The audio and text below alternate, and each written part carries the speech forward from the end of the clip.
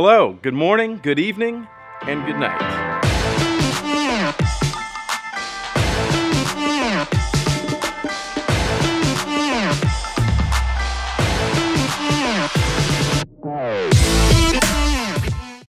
Just kidding. I always wanted to say that. What's that from? It's from The Truman Show, right, guys? The Truman Show. No, on a serious note, I wanted to talk to you guys a little bit about some of the questions that I get, not we, but I, from you guys. And that's about like getting sales on your website. And to break it down very simply for you guys, there's a few things that you need to keep in mind.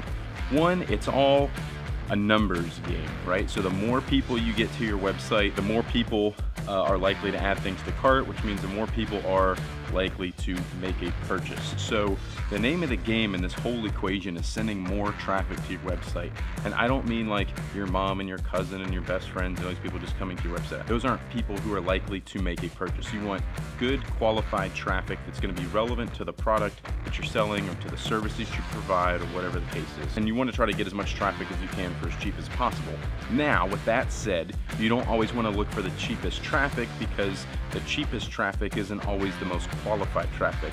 And that's going to go down to what are you selling, what's the price point. If you're selling $1 million homes, you're willing to spend more money on traffic to get a conversion on a home. If you're selling a $10 product, you want to get traffic really, really cheap. Or just know that if you're spending $1 a click, you need like every second person to make a purchase. So you might be willing to spend $1 for really qualified traffic versus 10 cents. So I hope that makes sense to you guys. Now, another way to get good traffic is free traffic, which is organic traffic. So having really good SEO on your website. SEO, if you don't know, stands for search engine optimization. So all your wording, all your language, all your keywords, things like that on your website, make sure you have really good descriptions about your product. Make sure that like on the back end where you can add metadata, if you can title your photos with keywords that are relevant to your brand, your product, to the audience that might be searching for it, questions that people might be searching for around your product or your service, a local location, like if you're a plumber in Chicago. Speaking of Chicago, I gotta go to Chicago tomorrow, and you're probably gonna need some plumbers because it's like -20 degrees, and I'm sure everything's freezing and pipes are breaking everywhere. That was really interesting. That's what I thought of before I realized that that was the situation. Anyways, your website needs to say stuff about being a plumber in Chicago. Maybe you answer common questions, so keep that in mind. SEO blog posts are really good for that.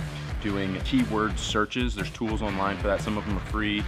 I don't know of any good free ones, but there's things like SEMrush and things like that that are paid, and maybe you know somebody that's in that world and can get you a report, or hiring an agency that'll give you reports on what people are searching for, what's a high search volume for certain keywords, and then using those keywords in your blog posts, on your website, in the metadata, in the descriptions of photos, things like that. SEO is really, really huge for you. Another good way to get traffic to your website is, for free, is Instagram, Facebook. Oh gosh, excuse me guys, sorry.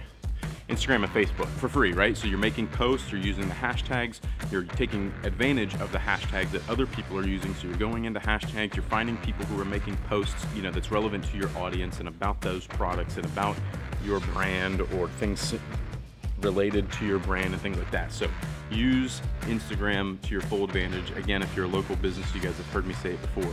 You go into the search feature on Instagram, you go to places, you click your local area, and you find people who are posting in your local area, and then go through and find people who are relevant, who seem like they might be relevant to your audience, right? So, and then commenting on that stuff with genuine stuff. Don't be spammy. Don't say, come, hey, check out my page, hey, check out my business.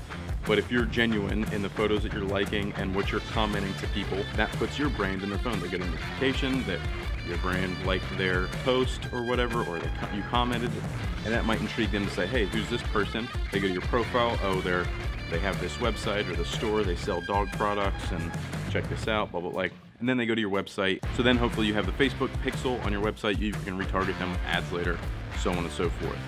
All right, my last tip for the day for getting traffic as I walk downstairs to get coffee is influencers, networking, word of mouth. It's actually having a good product. It's really hard to get people to come to your website and buy a product if you don't have a good product. So if you have a good product, I don't know where to put you guys while I make coffee.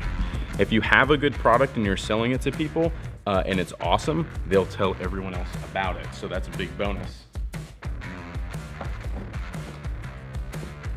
Have you guys ever tried this? One shot, one pill. It's so good. What was I? Oh, right. So if you don't actually have a good product, no one's going to talk about your product and recommend it to other people.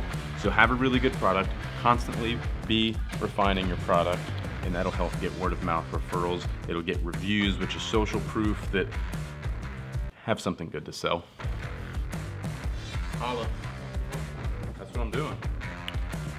All right, all right, all right. You guys haven't met Matt yet. Matt, meet the world, Matt. Okay. What's up, Brian?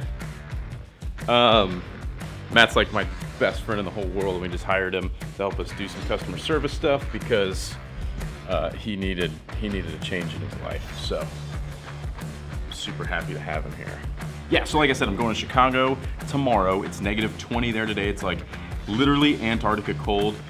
So that is cause for concern. I don't think beavers survive in weather like that.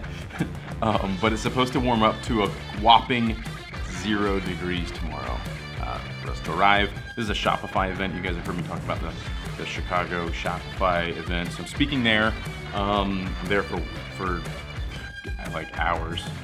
I'll stay the night and we'll fly back out in the morning. And then I'm home Saturday, and then I head back to LA on Sunday. That's gonna be a very exciting trip. We're doing some desert racing with the Man Spot. We are the main sponsor of the race Jeep. So that'll be fun and that'll be exciting. That'll bring some brand awareness, and we're gonna make a documentary about that with the Man Spot and things like that to make us sponsoring a race Jeep relevant to the brand. So that's another thing I wanna talk about is relevancy. So if whatever you're doing or talking about or showing isn't relevant to the brand or to your audience or whatever, it makes it really hard to figure out what's happening. And it's like I said with the traffic. If all you want is cheap traffic, you can get tons and tons of cheap traffic to your website. That's not a problem. The problem comes down to getting relevant traffic, qualified traffic, which normally costs you a little bit more money. So when you create your audiences in Facebook ads, for example, and you're trying to narrow down your audience to their interest in this and that, and excluding these people and those people, you start to narrow down the focus. Those people might cost you more money to get in front of. You see, Facebook and Instagram ads, each individual person is profiled essentially by Facebook, and they put you into 3 different buckets. You got scrollers, you got clickers, and you got buyers. To get into, and there's basically a cost per somebody's feed, more or less. So if you have your objective set on conversions, it's gonna cost you more money to get into somebody's feed that is a known online buyer than it is to just bring brand awareness or engagement or something like that. So that's why I tell you guys to narrow down your funnel a little bit sometimes.